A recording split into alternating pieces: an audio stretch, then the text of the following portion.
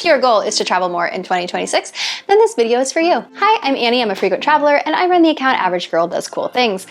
I also have a full-time job and limited PTO. And yet, in 2025, I managed to take 10 trips where I saw 10 new states and 2 new countries. And so in this video, I'm gonna give you the strategy that I use to make that happen and share some advanced strategies if you really wanna get into it. But let's start with the 11 opportunities that you have next year to stretch your PTO into more trips. But before we get into it, be sure to hit that subscribe button for more travel inspo and how-to content. Okay, first things first, if you wanna travel more and you have limited PTO like I do, I get like 3 weeks plus I think 3 flex holidays. The place you really should start is with the federal holiday calendar. And I apologize, this video is gonna be pretty US specific because the rest of y'all have us on vacation days. Our vacation policies, not great. Hence why we need a video like this so that you can stretch the PTO that you do have into more vacation time. So if you look at the 2026 federal holiday calendar, you have 11 potential opportunities to stretch your PTO. I say potential opportunities because not all companies honor all US federal holidays. I know like my company doesn't honor Juneteenth or Veterans Day, but general rule of thumb here is that there are Monday holidays and there are Friday holidays for the most part. Okay. If it is a Monday holiday, you have an opportunity to take 2 days of PTO and turn it into 5 days of travel.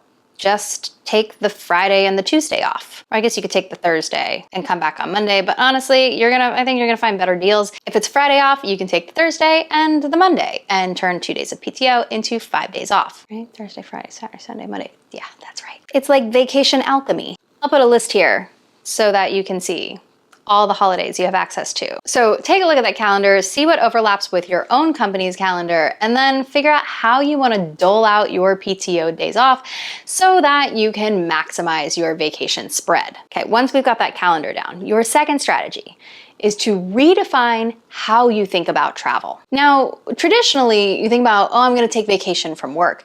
And so you'll book like a week away, you'll take that like Monday through Friday off, and you'll fly somewhere on the weekend, and you'll probably take like a beach vacation or something, and then come back and everybody asks if you're like rested and relaxed after your vacation. That is a vacation. This video is about travel.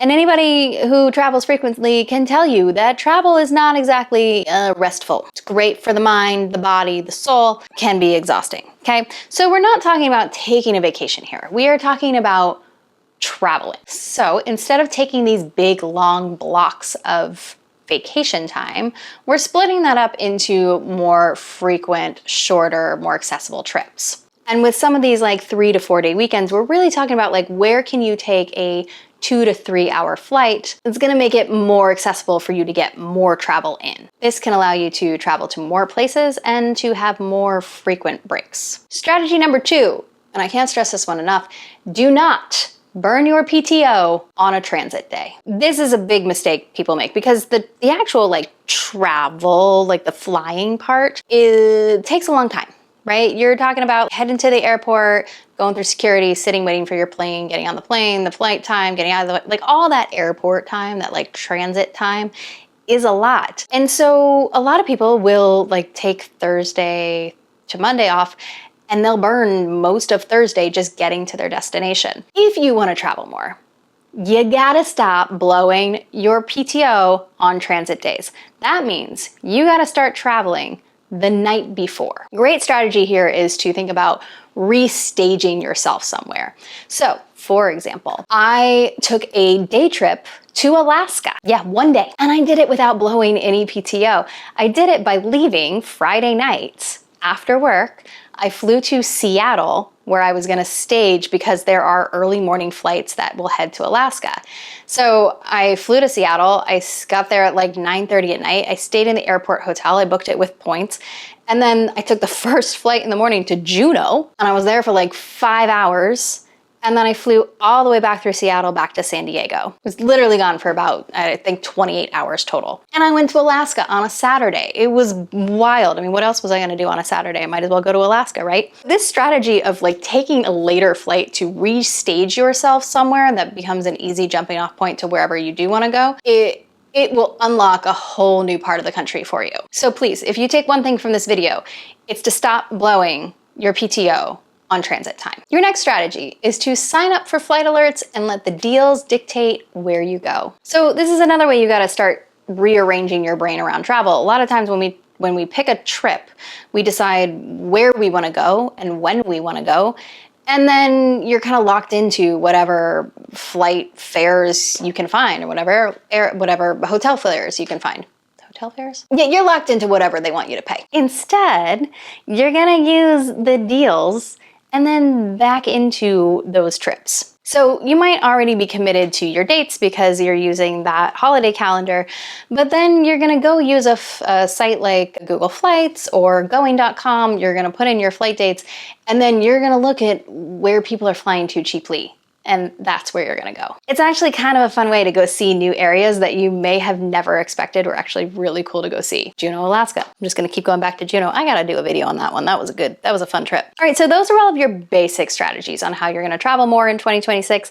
Let me give you some of the more advanced strategies if you're actually gonna go apply this. First of all, this doesn't apply to everybody, but if you are a business traveler, your company sends you places for business, you have a giant leg up on everybody else in getting to travel more. You are already in a new destination, so you can stay longer and go see that. And for some of you, I know are probably like, dude, my company sends me to some podunk towns. I bet they sent you through a large airport on the way to that podunk town. And if they did, then you can go back through that large airport and use it to connect to a place that you actually do want to go to. So consider adding on a PTO day or two to your business travel so that you can go see things that you wouldn't have otherwise had the opportunity to go see. Business travel is how I managed to go to Chicago and then fly down to New Orleans and then drive out to Mississippi and then come back to New Orleans and then fly to Houston, which was the trip that I was actually supposed to go to for work. We'll talk about Mississippi another time, but just saying, the business travel and tacking onto that, brilliant. Advanced strategy number 2, you gotta set up your systems. Travel is exhilarating, and it is also exhausting. So you need a system before you travel and you need a system for after your travel. Your system before your travel, basically you wanna know what you're packing. I like to have a capsule wardrobe. So if I'm going on like an adventure trip where I'm gonna be hiking or climbing or something, I kind of take the same thing every single time. I also keep a list on my phone and in a notes app of everything that I just have to take with me every single time, like pajamas, underwear, chargers, things like that. So I just keep refreshing that every single time and I don't have to recreate the wheel. I also keep a toiletry bag that is packed and ready to go. So I never have to worry about like forgetting my toothbrush or my toothpaste. It's already in my bag and I just throw it in my suitcase and we're out. Now, same with coming back. And this can be actually like really a detriment that people don't think about when you're a frequent traveler. That transition time between traveling and then being back home can be kind of rough and there's a lot of admin stuff you have to do. So getting a good routine there is really helpful to making that transition. Personally, I have a schedule down where I like get on my flight home, I immediately place a grocery order to be delivered after I arrive home. So I know I'm gonna have fresh groceries that night.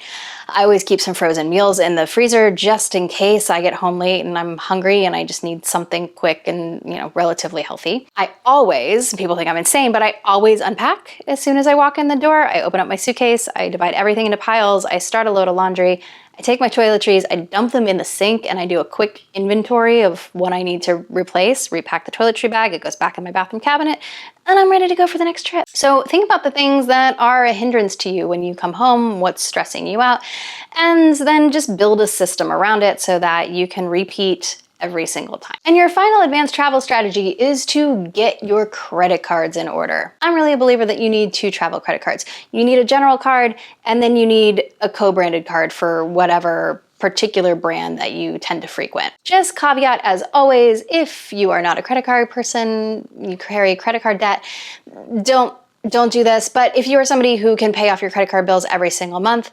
amazing. You might as well use credit cards to earn travel points and then bank those for more trips. They can help to fill in the gaps. Like I said, I stayed in Seattle and I paid for that hotel with points just earned off of my Bonvoy card. Now, if you have no idea what I'm talking about when it comes to general cards or co-branded cards, I have a whole series on travel credit cards. Go watch these videos next. And until next time, go create a life you love. Bye.